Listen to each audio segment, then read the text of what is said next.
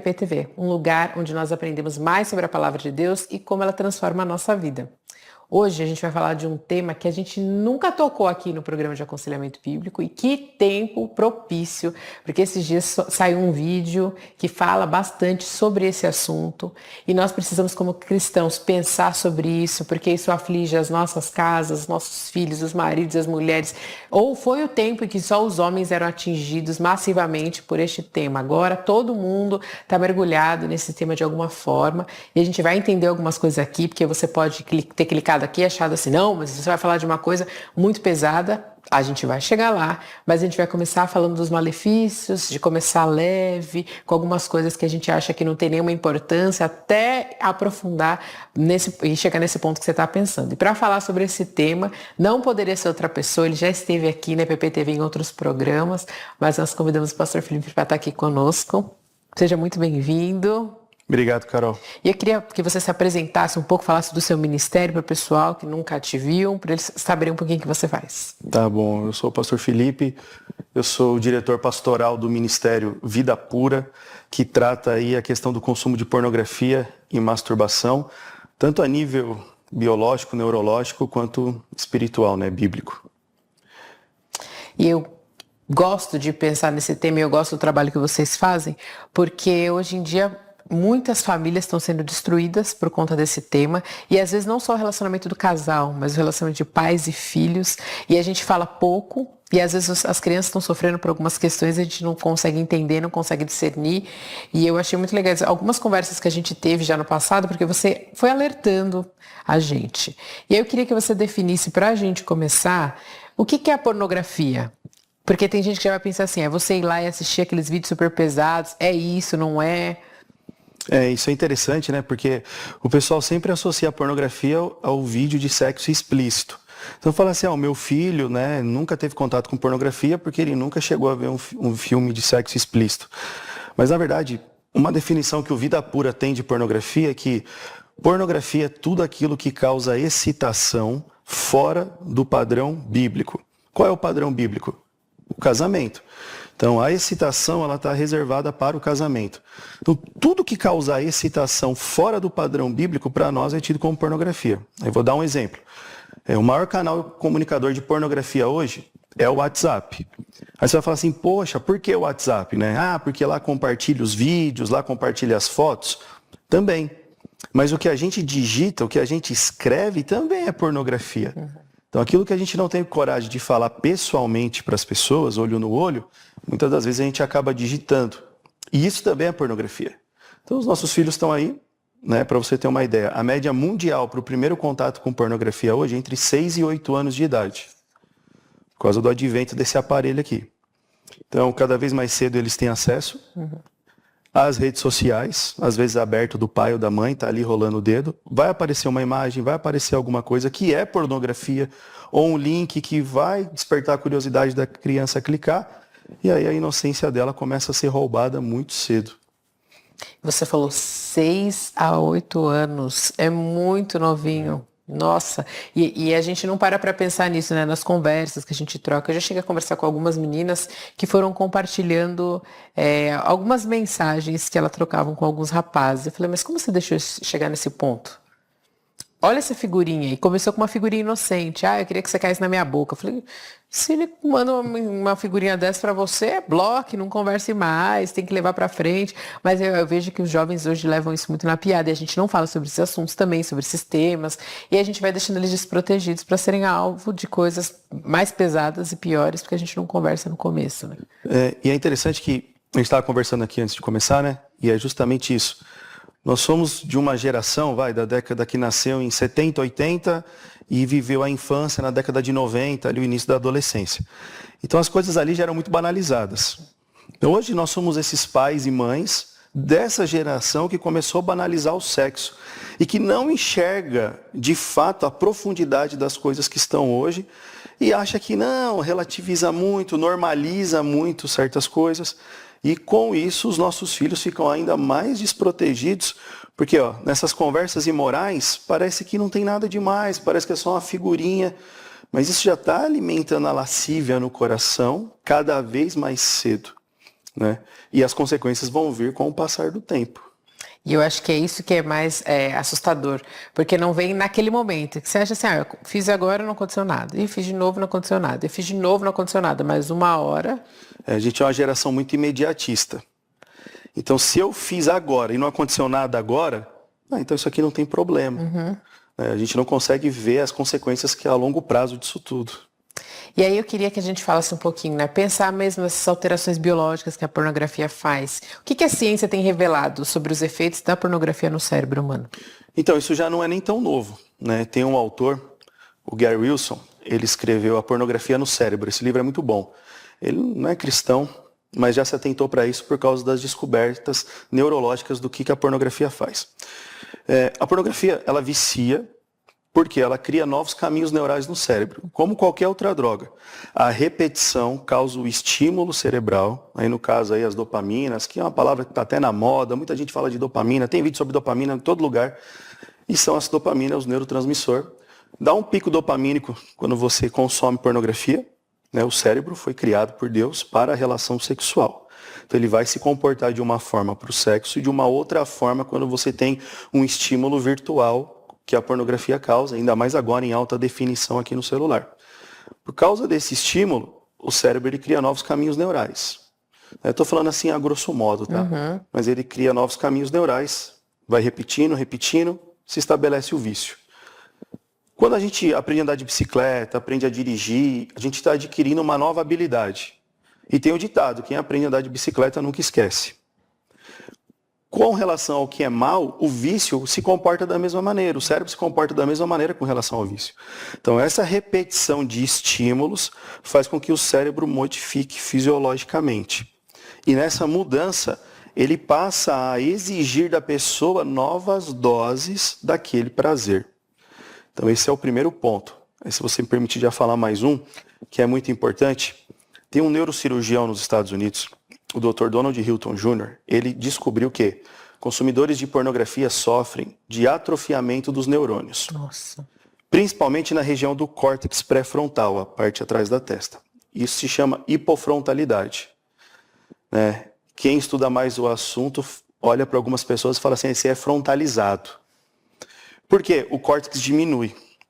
Então, ele diminui com um AVC, uma pancada, um acidente, mas diminui também por causa do consumo de pornografia. O estímulo é tão alto que ele começa a diminuir.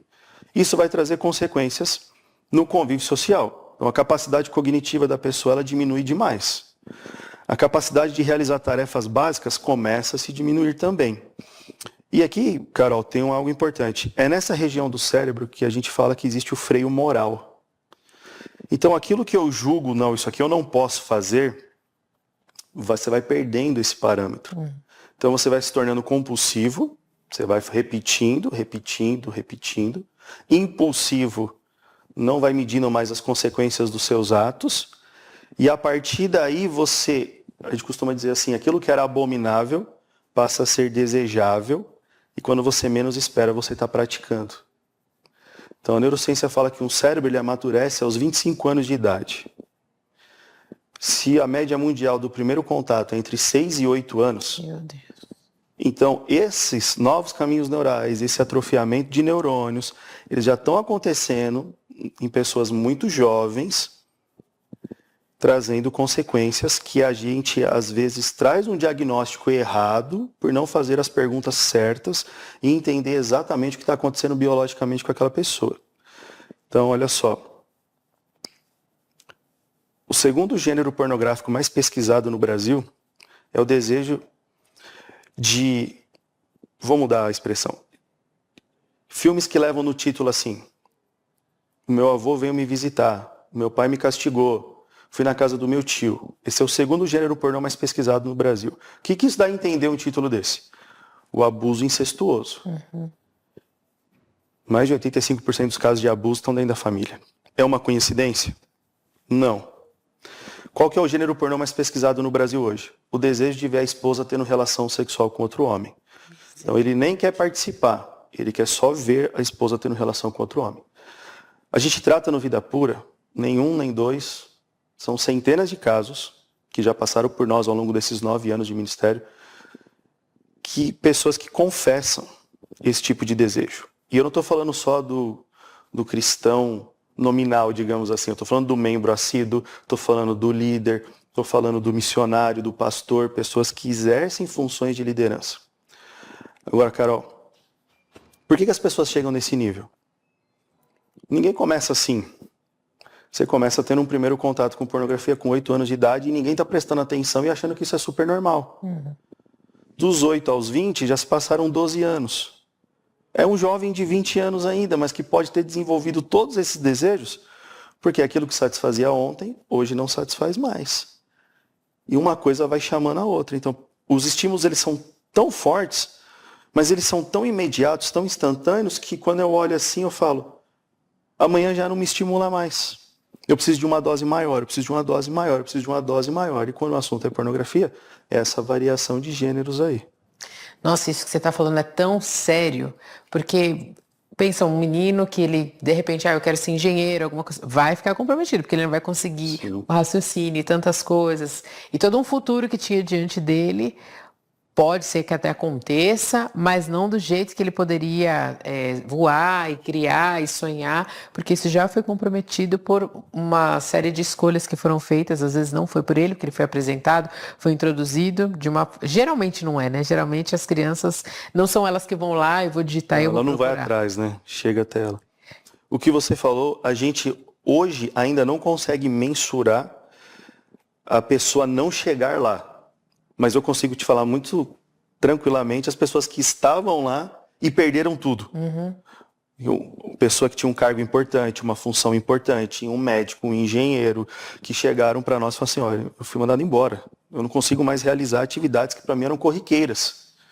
Então, o meu desempenho caiu absurdamente. Então, isso já existe com pessoas que já estavam lá. Está impedindo a galera de chegar lá? Tá, também. É que hoje a gente talvez não consiga mensurar isso ainda. Mas quando a gente olha, muitas das vezes, o nível do serviço prestado em várias áreas, você precisa de um atendimento em qualquer área da sua vida aí hoje. Aí você, mas isso aqui não funciona direito, que não sei o quê. Tá lá. É que ninguém faz essa associação de que uma cultura, de uma sociedade hipersexualizada está criando pessoas com capacidades cada vez menores de desenvolver suas funções. Você falou, eu fui lembrando de várias pessoas que me atenderam em vários momentos e eu falo, mas isso aqui é uma coisa simples, vamos lá, 2 mais 2, não sabe. Não consegue raciocinar, evoluir, às vezes é um pedido simples, a pessoa não consegue resolver, e às vezes a gente acha que é só porque a educação não é tão boa, então pode ser, mas Sim, pode ser que também. tem outros fatores muito envolvidos e a gente não está prestando atenção, né? Senhor, a gente estava conversando antes de começar, eu falei, eu vou começar a orar mais pelas crianças, muito mais, pelos pais, para que a gente tenha consciência dessas coisas, né, que elas são muito. E como é que geralmente as crianças, você falou de 6 a 8 anos, elas começam a ter o primeiro contato aí? Pelo fácil acesso às redes sociais e internet, por causa do celular dos pais. Tem pais que já até dão o celular para os filhos muito cedo. Mas, às vezes, não é nem a questão de dar o presente para a criança, agora é dela, né? Mas é deixar ali o fácil acesso para a criança ir lá, mexer e procurar. Isso é um ponto. O segundo ponto, o convívio. Ninguém está morando numa bolha e nem vai acontecer isso. E não só no convívio assim, puxa vida, os amigos do meu filho da escola, né? Não, o convívio em todos os lugares, inclusive o convívio com os meus amigos da igreja. O meu primeiro contato com pornografia foi com 12 anos de idade. Eu estava assistindo um filme na casa de um amigo, era um filme comum, um filme de ação, e no meio do filme tinha uma cena de sexo. Aí eu fiquei excitado pela primeira vez, eu falei, e agora, o que eu faço com isso? Com 12 anos, fiquei meio perdido.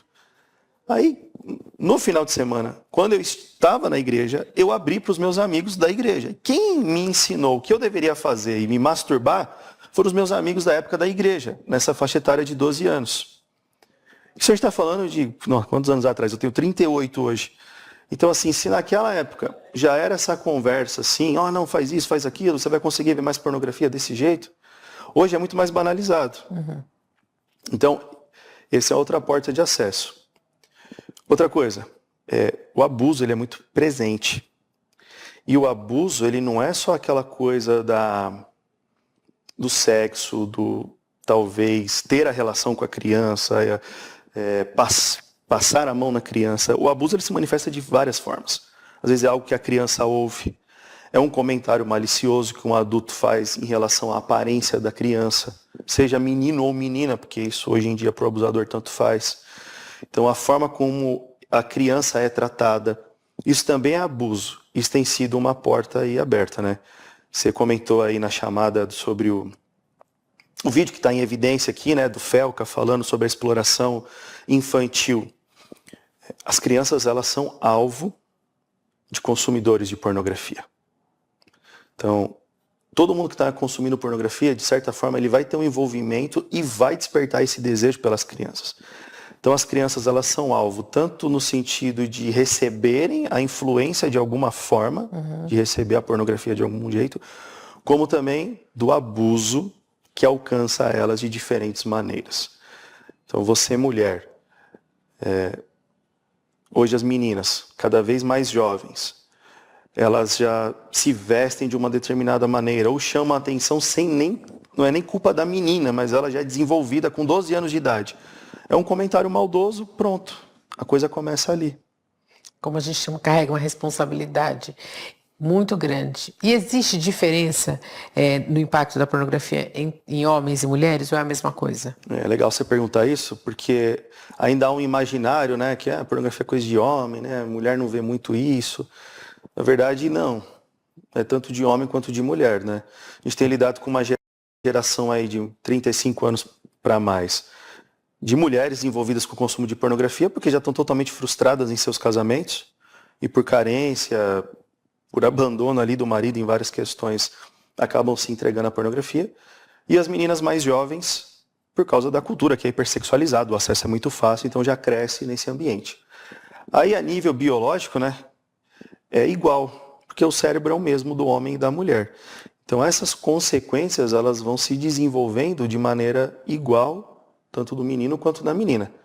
A diferença é que as meninas, elas passam a aceitar serem tratadas como mero objetos, cada vez mais cedo, e os meninos começam a explorar as meninas sexualmente nessa objetificação mesmo cada vez mais cedo, porque o conteúdo pornográfico é exatamente isso, né? É objetificação dos corpos, principalmente do feminino. E aí essas meninas já começam a crescer, não é assim mesmo, a gente se submete mesmo, é normal. Esse aí é um grande problema também. E você falou, você me lembrou que às vezes eu converso com as meninas e não é tão profundo assim, mas ela já olha para ela com aquela assim, é isso, é o que tem, não tem outra alternativa, se eu não viver, se eu não me submeter a essa situação, não tem. Então a gente vai, já é um conformismo. Então é muito difícil. E o uso prolongado da pornografia afeta um relacionamento conjugal? Porque tem gente que acha que se você consome pornografia antes de casar, quando você casar vai passar, isso é uma coisa que eu queria que você comentasse, né? Quando casa, passa. E tem gente que acha assim, não vai fazer diferença nenhuma, porque eu tô vendo uma coisa e a minha realidade com a minha esposa é outra, completamente diferente. A gente está nesse momento, numa campanha muito forte no nosso Instagram, dizendo assim, se você namora com alguém que consome pornografia, não case. Termine imediatamente. E movida ao que essa campanha? Movida aos depoimentos das esposas que acompanham o nosso trabalho. Então hoje no Instagram do Vida Pura nós temos já esse dado que o maior público que a gente tem são mulheres casadas. Então, as mulheres em busca de soluções para os seus maridos, em busca de resposta para os seus maridos. Então, nessa envio de mensagem das mulheres compartilhando como tem sido a vida dela de casada com um homem consumidor de pornografia, a gente levantou essa campanha aí, né? Se o seu namorado consome pornografia, não case. Termina. Não é para ele namorar. O casamento não vai resolver o problema, né? Vai só agravar a situação porque vai colocar outra pessoa dentro dessa relação. O consumidor de pornografia, ele não se satisfaz. Então ele está sempre procurando mais outros meios de satisfazer o seu desejo. Então imagina, você se guardou a vida inteira e se entregou para o homem no seu casamento. Ele vai ter uma relação sexual com você totalmente egoísta, porque foi isso que ele aprendeu ao longo do tempo com a pornografia. Você já vai se sentir mal a partir daí. Só que você é a mesma pessoa todos os dias. E ele não vai querer a mesma pessoa todos os dias, porque a variedade de corpos que ele consumiu na pornografia é muito grande. Ele vai começar a querer trazer isso para a vida real dele. e já vai começar a frustrar esse casamento. Então hoje, Carol, a gente tem até uma comunidade lá no Instagram, aquelas que você coloca ali para juntar pessoas com o mesmo interesse, tá na página principal ali, Esposas Curadas. Tem mais de 400 esposas ali compartilhando histórias, falando para essas meninas mais jovens, pelo amor de Deus, não casa. A minha vida é uma vida totalmente destruída por causa do meu relacionamento com meu marido. Poxa, como que eu vou saber se meu namorado consome pornografia? Pergunta para ele. Pergunta.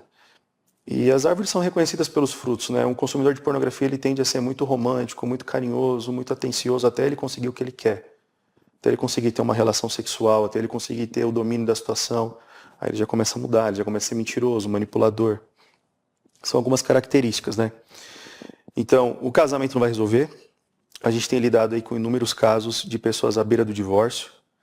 Graças a Deus, muitos casamentos restaurados aí, mas não é uma coisa que acontece do dia para a noite. Tem muitas feridas a serem tratadas da mulher e muita coisa a ser tratada num homem que está tantos anos consumindo pornografia.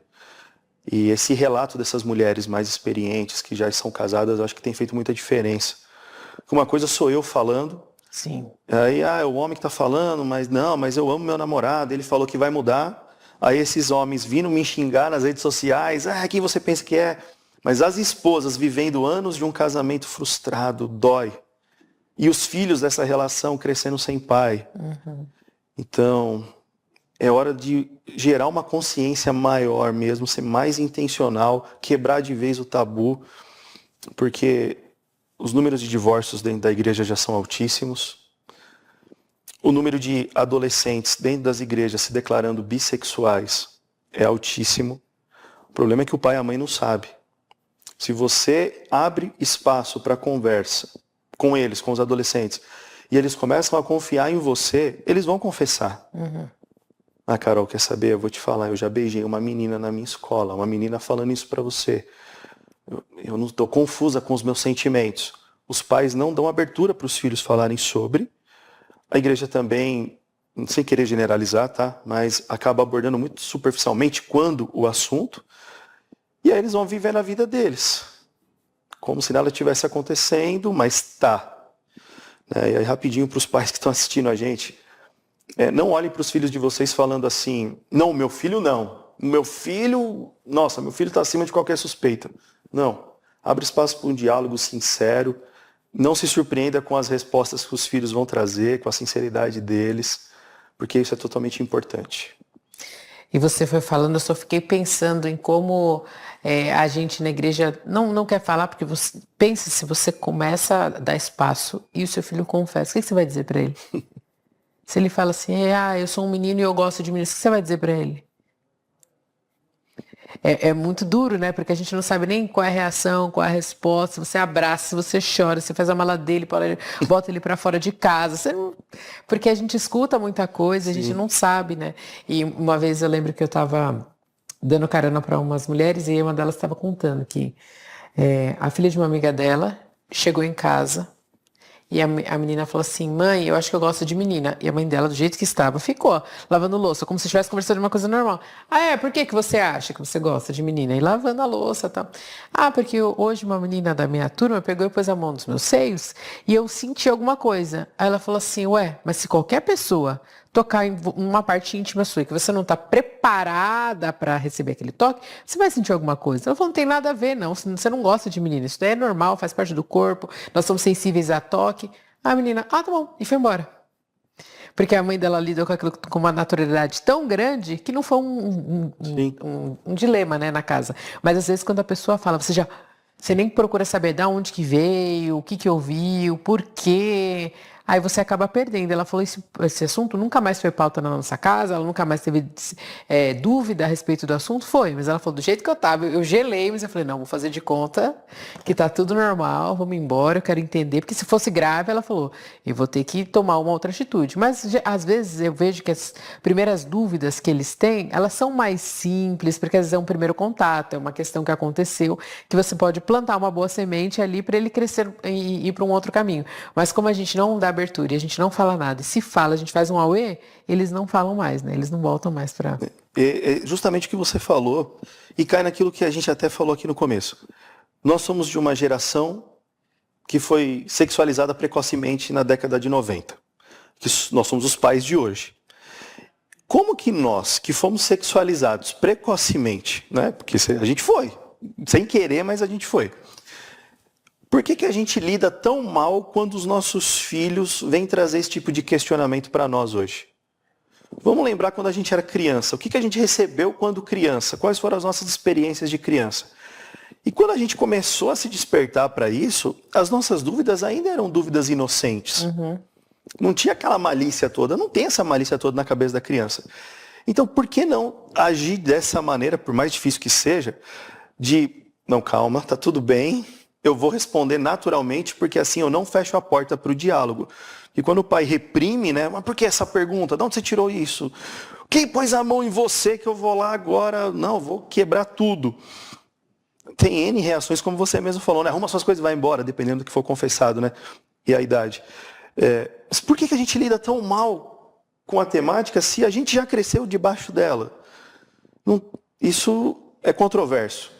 Mas essa possibilidade do diálogo sincero, olha só, afirma identidade e quebra a dúvida. Não, você foi tocada numa área do seu corpo que você vai reagir mesmo, é normal, isso não quer dizer que você é bissexual. Agora imagina uma resposta totalmente diferente dessa. A menina ia virar as costas e ia falar, eu acho que eu sou bissexual mesmo. Será que eu preciso me aprofundar mais nisso? E agora? Eu vou falar com mais quem sobre isso? Não posso falar com mais ninguém. Vou debater com as minhas amigas da mesma idade que eu na escola. Aí pronto. Se aprofunda ainda mais a confusão da identidade da pessoa, de quem ela de fato é. A gente tem um problema sério, Carol, com os pais. Primeiro, pelo negacionismo deles.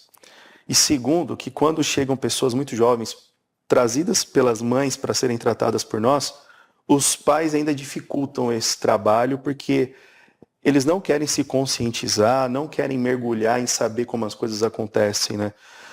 Eles querem que, por exemplo, conserta meu filho que se declarou bissexual. Não, pai, você vai ter que vir aqui junto trilhar esse caminho, né? De conhecimento de tudo que está acontecendo e no final fazer parte desse processo de restauração também. Mas é que eu vejo você falando, né? A gente é imediatista e é assim, a gente vive uma coisa anos, mas a gente quer uma resposta, uma cura instantânea, né? Você não quer um tratamento prolongado. E aí a gente foi conversando, eu fiquei com uma dúvida. Por que o consumo da pornografia, ele pode levar à perda da sensibilidade emocional e até espiritual? Porque eu vejo que tem muita gente que vai ficando muito apático, né? A vida, as situações. Então, o problema é como se fosse uma moeda. Existem dois lados, né? O neurológico, o biológico, que é até o nosso tema aqui hoje, e o espiritual, né? Então, quanto mais eu estimulo o meu cérebro, menos sensível eu fico àquela situação. Então eu começo vendo uma pornografia, sexo ali convencional, né? Muito jovem, já fico, nossa, o que é isso? Mas com o passar do tempo, isso se torna normal. Então vamos procurar mudar esse gênero pornográfico, vamos procurar uma coisa mais excitante. E essas coisas mais excitantes começam a envolver outras coisas. Como, por exemplo, a violência, né? A pornografia por si só ela já é violenta, que é a exploração do corpo. Então você começa a sentir prazer com a violência. O mundo é violento. Então você está ouvindo notícias o tempo todo sobre crimes, mortes, sangue. O mundo é violento. Aí a gente vai assistir um filme, o filme é violento. A série é violenta. Então você começa a absorver tudo isso e você fala, não, tudo isso aqui é extremamente normal. E você vai perdendo essa sensibilidade porque isso não é normal. As coisas não são assim. E aí você vai descendo nessa degradação, buscando novas formas de prazer. Fisiologicamente o seu organismo está te cobrando isso. E você vai se tornando cada vez mais insensível àquelas situações, até o ponto de você ver uma cena brutal, gritante, de exploração infantil, por exemplo, e você falar assim, olha só, que coisa, né? E isso não muda absolutamente nada. Neurologicamente, esse é o caminho. Biblicamente, é a cauterização que o pecado traz para o nosso coração, né? Um abismo vai chamando outro abismo. Não existe uma vida de santificação, não existe uma vida de amadurecimento. Infelizmente, né, a gente teve um censo recente agora que foi divulgado, acho que foi em 2022, mas ele foi divulgado recente, e saiu um número lá, que o Brasil tem 56 milhões de evangélicos, de cristãos protestantes. Poxa, mas se nós somos 56 milhões, e a Bíblia diz que nós somos a luz do mundo e o sal da terra, por que o nosso país é um país imoral? Por que o nosso país é um país corrupto? É o país do jeitinho brasileiro? É o país do carnaval, do sexo fácil, como a gente ouve pessoas de fora dizendo? Porque a gente está ainda num nível muito superficial de evangelho, pessoas vivendo vidas duplas, enterrando esse dom, enterrando talentos, e com essa mente totalmente cauterizada de que assim, essa conversa aqui não pega nada. A gente gosta de usar essa expressão porque é a expressão que o pessoal usa muito. Essa conversa aqui não pega nada, é só uma figurinha, não muda nada, vamos dar risada. É só uma piada, vamos dar risada, tem duplo sentido, tem, mas poxa, que legal, foi engraçado. Não. A gente normalizou as questões. E o pecado foi cauterizando o nosso coração progressivamente, sem a gente perceber. E hoje a gente é muito tolerante a tudo isso e não se impacta mais, né, com relação às coisas. São poucas as pessoas hoje que olham assim e falam, nossa, como que é possível isso? Não é isso e muito mais. Que o Senhor tenha misericórdia das nossas vidas e que a gente realmente reflita-nos com seriedade, né? Se essas coisas não me incomodam, então eu sou uma pessoa que eu sou muito influenciada e estimulada pela pornografia de um jeito que eu não imaginava, eu não pensava. É uma coisa que a gente que está assistindo, que estamos conversando aqui, a gente precisa pensar. E aí, como que a gente sabe? Então, a gente conversou um pouco, mas como que eu sei que a pessoa é viciada em pornografia? Existem alguns sinais biológicos para a gente saber disso? Assim, o estímulo pornográfico, né, o estímulo que a pornografia causa no nosso cérebro, ele é tão grande que a gente enxerga de duas maneiras. Eu tive contato com pornografia, nossa, achei isso aqui repugnante, não vou mais assistir pornografia, isso aqui é muito pesado. Beleza. Ou você assistiu pornografia e falou, nossa, fiquei excitado, quero voltar e ter contato de novo com isso. Nós costumamos dizer no Vida Pura que a pornografia ela começa a se tornar um vício a partir do momento que você tem contato com ela pela segunda vez. Então, o estímulo ele é tão forte que ao voltar lá pela primeira vez, né, se é a segunda vez, a primeira repetição, você já está começando a solidificar de fato esses novos caminhos neurais, a afirmar para o seu organismo que essa é uma fonte de prazer. E por ser uma fonte de prazer, essa informação ela fica armazenada no seu sistema de recompensa cerebral. E amanhã, quando você tiver uma situação adversa, for elevada ao seu nível de ansiedade. Hoje em dia quase ninguém é ansioso, né? Imagina. Você fica ansiosa, você fica irritada. O cérebro ele trabalha da seguinte maneira. Você teve uma sensação ruim, ele vai procurar aliviar essa dor. Ele não quer sentir algo ruim. Então ele procura no sistema de recompensa aquilo que traz alívio. O que vai estar lá evidente?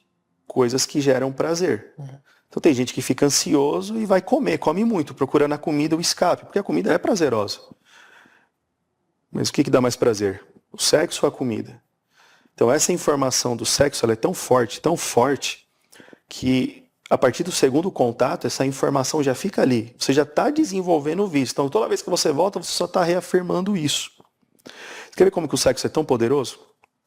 Quando a gente olha para a narrativa bíblica, a gente vê que o tempo todo o povo de Deus foi virando as costas para Deus no quesito sexual.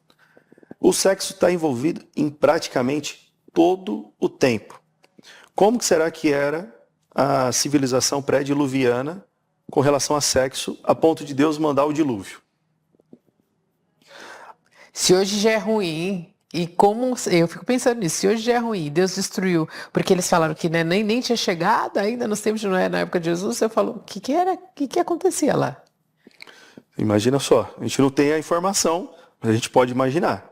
Aí pós-dilúvio, a gente já começa a ver uma caminhada onde o sexo está sempre envolvido. Aí o povo vai para o exílio, sai do exílio, vai conquistar a terra prometida, vai entrar em Canaã. A ordem de Deus não tem que deixar ninguém lá. O juízo sobre Canaã chegou, elimine o povo. Eles não fazem isso. Mas qual que era a grande preocupação? Se vocês entrarem lá e deixarem pessoas lá, vocês vão se relacionar o quê? Sexualmente com essas pessoas. Vão ter esses casamentos mistos. O sexo está aí de novo, derrubando o povo de Deus. Aí vai ter histórias dos mais famosos, Davi, Salomão. Volta um pouco então, Sansão. O sexo está sempre envolvido. Então, lidar com o sexo é lidar de maneira radical. E neurologicamente, hoje, nós conseguimos ver que a partir do segundo contato com a pornografia, o vício já começa a se desenvolver no cérebro. Então, quando as pessoas falam, não é possível, aí que está o problema. É possível, é comprovado, só que pela descrença da informação, a coisa vai indo e se desenvolvendo muito naturalmente. E para fechar, quando que é o seu segundo contato com pornografia? Se você tem uma rede social que você começa a ver foto aqui o tempo todo. É de um dia para o outro. Eu não preciso ir lá ver um vídeo pornográfico, eu não preciso me esconder dos meus pais, que nem talvez a minha geração teve que fazer um pouco isso ainda, porque o acesso era muito, não tinha internet, não tinha computador em casa, era diferente. Hoje não, hoje é tudo muito fácil. Então, às vezes, essa criança vai com 10 anos de idade, ela passa uma semana inteira vendo pornografia todos os dias, de vários níveis diferentes. O cérebro já foi estimulado ali aquele tempo todo. Então, essas alterações já começaram a acontecer. E é possível uma pessoa que fez uso de pornografia durante muito tempo ter o cérebro, né, restaurado, reprogramado, que você falou, ele aprende alguns caminhos, dá para desprogramar e desprogramar um novo caminho? Se não desse, eu não estaria aqui hoje falando com você, né, depois de 12 anos da minha vida fundado nisso. Mas, 12 anos é pouco tempo. Para alguns casos hoje né? A gente lida com pessoas há 20, 30 anos, 40 anos envolvidos em pecado sexual. O que acontece? O cérebro, ele não é um músculo, mas ele se comporta como tal. Então ele tem uma característica, a plasticidade, né? A neuroplasticidade, ele é plástico. Da mesma forma como ele se deforma, ele é capaz de se desenvolver novamente. Então, os caminhos neurais criados pela pornografia, eles podem ser substituídos por caminhos neurais puros. Os neurônios atrofiados, eles podem se desenvolver novamente. É claro que, imagina só, 30 anos submetendo o cérebro a isso, o trabalho de restauração é de um nível e o tempo de restauração é outro. Do que pegar um adolescente agora, com 14 anos, e falar, quanto tempo você assiste pornografia? Fala a verdade, eu assisto pornografia há 3, 4 anos. Vai ser diferente a esse processo. Mas, em ambos os casos, sim, o cérebro ele vai se renovar. A gente usa essa expressão, né, baseada em Romanos capítulo 12, versículo 2, a renovação da mente. Então, os caminhos neurais serão renovados, os cérebros, os neurônios atrofiados podem se desenvolver de novo e os efeitos da pornografia, eles começam a ser substituídos, né? É como tudo na vida, assim, um hábito ruim sendo substituído por um hábito saudável e você sentindo fisiologicamente no seu corpo os benefícios que isso traz na sua concentração, na sua capacidade de exercer atividades, no seu desenvolvimento pessoal, de você falar, nossa, olha agora, fiz um curso superior, fiz uma pós-graduação que eu nunca tinha feito, não sei, conquistas assim, aprendi um novo idioma, isso se torna muito visível na vida das pessoas. Tá? Então sim, existe um caminho de restauração. E como que a pessoa faz que ela tem muitas recaídas? Porque isso vai sendo desmotivador, né? Sim. Ela está tentando vencer, mas ela cai. Como que vocês lidam com esses casos? O que você diria para uma pessoa assim, nessa situação? Eu diria que assim, é por isso que a Bíblia fala em Eclesiastes capítulo 4, ali no contexto do 9 ao 12, que é melhor serem 2 do que 1. Porque se um cair, o outro ajuda a levantar-se. Não existe restauração de pecado sexual sozinho ou sozinha. Nós precisamos de outras pessoas para estar junto conosco nessa jornada. Então, assim, se a pessoa que está nos assistindo está passando por esse problema, é vergonhoso falar disso com alguém. Mas sozinho ninguém sai dessa, muito pelo que você falou. A gente usa uma expressão no Vida Pura que chama transição da colheita. Que legal. Então, assim, a gente não colhe hoje o que a gente plantou ontem. Então, eu estou colhendo hoje o resultado daquilo que eu plantei lá atrás. Então, existe o plantio, existe o cuidado até crescer e chegar a hora da colheita. É um período. Então, quando a pessoa, por exemplo, chega no Vida Pura, ela começa esse processo de restauração, a gente fala, você vai entrar na transição da colheita. O que é isso? Você vai começar a plantar coisas boas, você vai viver um processo que vai trabalhar simultaneamente a parte neurológica e a parte espiritual. Só que amanhã não vai ter acontecido nada ainda. Depois de amanhã não vai ter acontecido. Daqui a um mês, aparentemente não está acontecendo nada. Por quê? Porque você ainda está colhendo resultados do seu plantio anterior. O cérebro ainda está mudando. As recaídas, as quedas aí, muito provavelmente vão acontecer. Agora, a grande questão é você ter pessoas maduras do seu lado para não deixar você desistir nesse momento.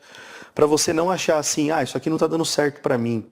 Não, dá certo sim. É que existe essa transição. Eu preciso começar a me habituar com uma nova rotina, para o meu cérebro se adaptar a essa nova rotina, para ele aprender esse novo hábito, para ele começar a se desenvolver novamente. E dentro desse período, vem as crises de abstinência, o seu próprio organismo vai te cobrar para você voltar lá de novo, que você vai precisar de pessoas do seu lado para te ajudar nessa hora. Vem a gente tem um termo agora no Vida Pura que a gente fala, tem os aleluiamentos. A pessoa fica aleluiada, porque ela aí fica 3 semanas sem ver pornografia e fala, nossa, resolvi meu problema. E aí baixa a guarda, não cumpre com o processo como tem que ser. Então tem que ter pessoas do lado para falar, não, calma, que não é assim, você está indo bem, glória a Deus, mas vamos seguir aqui o passo a passo. E entender essa dinâmica de uma restauração a médio e longo prazo, como você mesmo falou, foram anos, sem desanimar.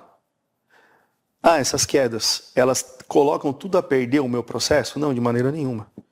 Mesmo porque o seu organismo está reagindo àquelas situações, ele está indo bem. As quedas, elas ainda acontecem, se eu for olhar só biologicamente, porque o cérebro ainda está nessa fase de restauração. E espiritualmente, porque eu ainda não sou maduro o suficiente, não me aprofundei ainda da maneira como eu deveria para conseguir caminhar debaixo de domínio próprio do Espírito Santo. Então, essa fase, ela é fundamental você estar com outras pessoas ao seu lado. E vocês percebem assim, alguma prática espiritual que ajuda a quebrar esse ciclo da pornografia? São várias, né? A gente tem, para você ter uma ideia, né? A gente fala no Vida Pura de 180 exercícios neurológicos baseados na Bíblia. Esse é o nosso processo. Que legal. Então, graças a Deus, desde 2021, a gente aplica esse material. Então a gente chama de exercícios neurológicos baseados na Bíblia. São 180 exercícios, são 6 meses de estudos diários, onde a pessoa trata simultaneamente a questão neurológica e a questão espiritual. Por isso que tem esse nome bonito que a gente criou, exercícios neurológicos, né? Por exemplo, não é para resolver a pornografia, tá? Mas o que é um exercício neurológico? Uma palavra cruzada, um quebra-cabeça, um caça-palavras, aquele sudoku que você vai colocando os números ali. Isso são exercícios neurológicos. Tanto que uma pessoa com Alzheimer, às vezes, né, uma doença sem cura, então o neurologista costuma falar, olha, exercita mais seu cérebro, que isso retarda o aprofundamento da doença. Então esse é um exemplo. No nosso caso, são exercícios bíblicos. São coisas que foram desenvolvidas à luz da Bíblia, 100% Bíblia, né? E é legal estar aqui no programa de aconselhamento bíblico podendo falar sobre isso. Mas aí, disciplinas espirituais. Quando eu falo para a pessoa, você precisa orar, você precisa meditar na palavra, você precisa jejuar, a gente está lidando com uma pessoa morta espiritualmente. Então ela vai ter dificuldades. Mas como ela está sendo guiada num passo a passo, você não começa correndo uma maratona, você começa fazendo uma caminhada. Então eles vão começando a aplicar as disciplinas espirituais, por exemplo, de acordo com a capacidade momentânea daquela pessoa e com rigoroso acompanhamento. Segunda coisa, a Bíblia vai falar que Jesus vai dizer, se o teu olho direito te faz pecar, arranca ele fora. Se sua mão direita te faz pecar, arranca ela fora. O que é isso? É uma amputação radical. É literal? É no sentido de que, assim, tem coisas que a gente vai ter que amputar da nossa vida. Às vezes não para o resto da vida, Carol. Mas eu não vou poder ter um smartphone, por exemplo. Eu não vou poder frequentar determinados lugares. A gente tem um estudo que a gente fala sobre o território de risco. Quais são os meus territórios de risco? Aonde eu não posso ir mais? Né? Isso é muito particular de cada um. São coisas para o resto da vida? Não. Não são coisas para o resto da vida. Mas são coisas que por um determinado período de tempo você vai precisar fazer. E aí vou dar um exemplo. Cada caso é um caso. A gente lidou com um homem que ele é médico, radiologista, né? Então ele faz radiografia. Na época ele trabalhava ali na radiografia. O que ele fazia? Ele acabava passando a mão nas mulheres na hora de, olha, preciso ajeitar a sua posição para o exame ficar bom e tal, e ele ia lá e se aproveitava. Quando ele contou isso pra gente, né, ali no aconselhamento bíblico, conversando, falou, no seu caso, o que está acontecendo, você vai ter que pedir demissão. Você está num nível que você já perdeu totalmente o controle. Então, você vai precisar sair do emprego. Não, mas eu vou sair do meu emprego. Eu entendo que é uma decisão extremamente difícil. Mas você vai precisar sair. Ele saiu? Não. O que aconteceu? Uma mulher viu, percebeu a situação, saiu do hospital, abriu um boletim de ocorrência, abriu um processo contra ele. Então ele respondeu um processo por assédio e foi mandado embora por justa causa. Nossa. Então, assim, existe um sistema, um passo a passo, mas existe também o entender a particularidade de cada história para que você consiga aplicar esse passo a passo dentro da sua realidade, daquilo que você está vivendo no momento. E existe também pegar esse passo a passo e aplicar com os nossos adolescentes, por exemplo, como medida preventiva para que eles não cheguem a cometer tais coisas lá na frente. Que é muito importante, né, para eles irem aprendendo, porque a gente nunca acha que a gente vai se queimar, né? Você fala assim, já aconteceu tantas vezes, isso não vai acontecer comigo, eu não vou me queimar. Isso acontece lá com os outros, o pessoal que é tonto, que se deixa, né, levar, mas eu sou muito esperto, não vai acontecer comigo.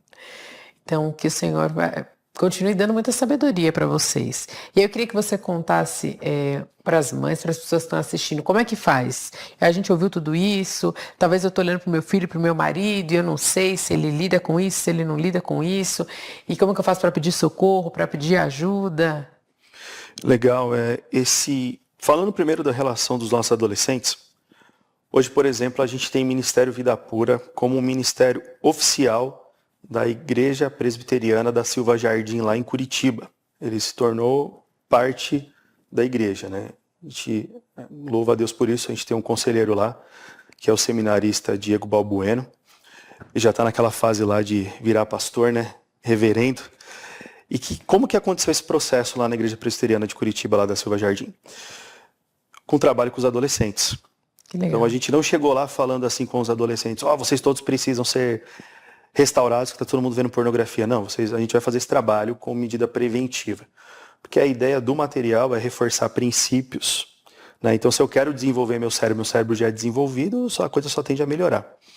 Então, pais, vejam o nosso trabalho do Vida Pura não como um lugar só de restauração, mas também de prevenção. Então, vocês, ao estarem caminhando conosco, vão ter ferramentas para lidar com os filhos de vocês, a nível de prevenção, para que eles lá na frente não cheguem a cometer tais coisas. A gente hoje, Carol, a gente tem o Centro de Formação Vida Pura, onde as pessoas podem estudar conosco. A gente conseguiu simplificar para que qualquer um consiga fazer as aulas e entender como que funciona o processo. É bem acessível mesmo, tanto para pais quanto para líderes de igreja ou membros que se preocupam com a causa e querem alcançar outras pessoas. E as esposas que estão aí assistindo, os maridos envolvidos em pecado diretamente ou convive com a pessoa que está na prática, né? A gente tem um processo de restauração, que a gente chama de programa de renovação da mente, onde a gente vai trabalhar as questões neurológicas e espirituais, o caráter, né? Quando eu falo questão espiritual, muito o caráter da pessoa, para que ela possa viver, de fato, uma vida de plena liberdade, não de escravidão do pecado e das suas consequências, né? Então, é mais fácil do que parece, não é tão simples, mas está acessível. E a nossa ideia é que isso não fique limitado a nós. Eu não quero que as pessoas venham até o Vida Pura. Eu quero que as igrejas se capacitem e ofereçam isso nas suas igrejas locais, porque esse contato olho no olho, ele é fundamental. Hoje a gente atende pessoas aí de mais de 20 países de maneira online, mas quando isso acontece aqui na comunidade local, a gente alcança resultados muito mais significativos, muito mais duradouros, de maneira muito mais rápida também. Aí eu quero ler alguns comentários que a gente teve aqui. O Diego, inclusive, comentou aqui, ele está no 24 Horas, ele falou, que sensacional trazer o pastor Felipe, muito bom, né? E aí no link específico tem alguns comentários aqui. Que tema necessário, do Luciano. Que tema necessário? Pouco se fala sobre, mas o impacto deste tipo de conteúdo é nocivo demais. Aí o Luciano continua, né? Muitas pesquisas mostram porcentagens alarmantes sobre o consumo, inclusive no trabalho, que foi o exemplo que você trouxe aqui. E aí o Drezinho coloca assim. Assim, aquele que julga estar firme, cuide-se para que não caia, porque às vezes a gente acha que não vai acontecer. E ele até, você estava falando da devocional, desse tempo, ele fala, a falta de devocional diário contribui muito para essas recaídas, né? Porque a gente não tem intimidade com o Senhor e qualquer coisa preenche o nosso coração. Aí eu quero fazer 2 perguntas para uma resposta bem rapidinho. Tá bom. Tá? Então, como conversar com meu filho adolescente sobre pornografia sem ser moralista? Ensinando para ele o princípio básico do sexo à luz das escrituras sagradas, numa visão criacionista, que é o que a gente acredita, né? Quem criou o sexo? Deus. Deus criou o sexo desde antes da queda. Então ele criou algo puro, belo e santificado. E ele estabeleceu um princípio para que a gente pudesse desfrutar desse sexo, que é o casamento. Então, estabelecer a base do que é o sexo criado por Deus à luz das escrituras sagradas, antes de entrar em qualquer pormenores ou suspeitas de que está fazendo isso ou está fazendo aquilo, né? Filho, chegou a hora da gente ter uma conversa sobre sexualidade, porque a Bíblia fala sobre isso. Eu preciso te ensinar como é que isso funciona. Quem criou o sexo foi Deus, e começar a estabelecer esse princípio criacional. A partir daí, as demais coisas vão acontecendo naturalmente, né? Aí os filhos começam a falar. Vem aquelas perguntas que você... E agora, da tela azul. Sou casada e luto em segredo contra a pornografia. Sinto vergonha de buscar ajuda. O que devo fazer? Pode ser para um homem ou para uma mulher, né? Infelizmente, hoje você não pode sair falando para qualquer um que você tem lidado com esse problema, porque ou você vai ser apoiado a continuar, ou vai virar motivo de fofoca, ou vai simplesmente se frustrar. Acho que a grande maioria das vezes as pessoas se frustram, porque quando toma coragem para confessar para alguém, essa pessoa não estava preparada para receber aquela informação e oferecer uma ajuda adequada mesmo, e fala uma coisa ou outra, aí não vai dar certo mesmo, e aí vai frustrar porque não teve solução, né? Eu encorajo você, se você tem um pastor teologicamente saudável, né? Graças a Deus a gente está nesse canal de comunicação aqui, e graças a Deus ele alcança muitas pessoas, e às vezes essa não é a realidade de todo mundo, a se abrir. Mas nós, de uma maneira muito sigilosa, né? Você pode entrar em contato conosco do ministério e você vai encontrar amparo, ajuda e aconselhamento, acompanhamento com sigilo absoluto aí, preservando a sua identidade e entendendo aí o seu contexto. A gente vai entender a sua comunidade local também e ajudar você a conseguir ajuda também na sua igreja local de alguma forma. Nossa, muito bom. E eu queria que você terminasse trazendo uma palavra de encorajamento e incentivo para quem assiste a gente, de repente está lutando com isso e acha que não tem mais saída, que não tem mais alternativa. Bom, meus amigos e amigas, né?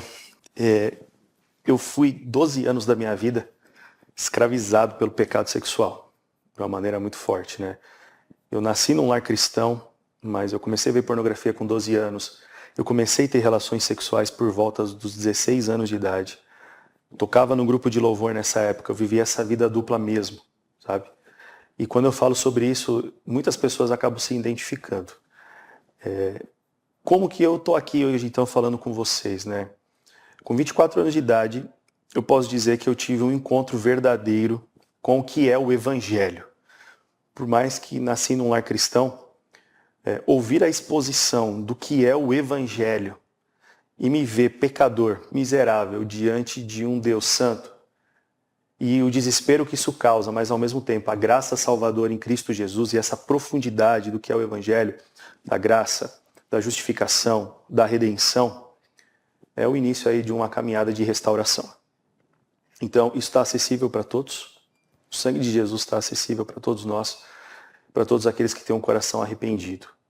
Então, da mesma forma que hoje eu estou aqui, a equipe Vida Pura, tantos outros testemunhos, você que está nos assistindo, aquele que começou a boa obra é fiel e justo para completá-la até o fim, no sentido da sua salvação mesmo. E isso envolve a sua restauração. Então, onde abundou o pecado, superabundou a graça. E um sentimento, que aí fica a minha palavra final. Todo mundo que está envolvido em pecado sexual acha, não tem mais perdão para mim. O mesmo Jesus que nos ensinou que nós devemos perdoar 70 vezes 7, o nosso irmão que erra contra nós por dia, imagina uma pessoa que erra contra você 490 vezes num dia, no outro dia de novo, e você tem que perdoá-lo. Ele não é hipócrita. Ele ensinou algo, que é justamente o que ele faz conosco sempre. O sangue dele cobre uma multidão de pecados. Então, um coração quebrantado e contrito ele não rejeita. Se derrame na presença do Senhor, dê nome para o seu pecado, confesse o seu pecado, tudo que você fez até hoje. Fale mesmo, verbalize na presença de Deus. Creia no perdão e ao se levantar, procure ajuda. Não caminhe sozinho mais, nem sozinha de maneira nenhuma. E Deus fará infinitamente mais na sua vida, com certeza absoluta. Amém. Pastor, que Deus abençoe a sua vida, o seu ministério, que continue fortalecendo todos vocês para continuarem fazendo esse trabalho necessário para as igrejas, para os cristãos e que mais e mais pessoas sejam alcançadas e libertas como você foi liberto. Então, que Deus abençoe muito. Amém. Obrigado por mais uma vez o convite. Obrigado por proporcionar essa conversa leve de um assunto pesado, mas poder falar de uma forma tão abrangente, né? Porque Deus abençoe mesmo, continue abrindo portas aí no seu trabalho e que você siga firme aí também. Volte Glória outras de Deus. vezes para a gente Amém, falar amém. sobre outros Obrigado. temas aqui.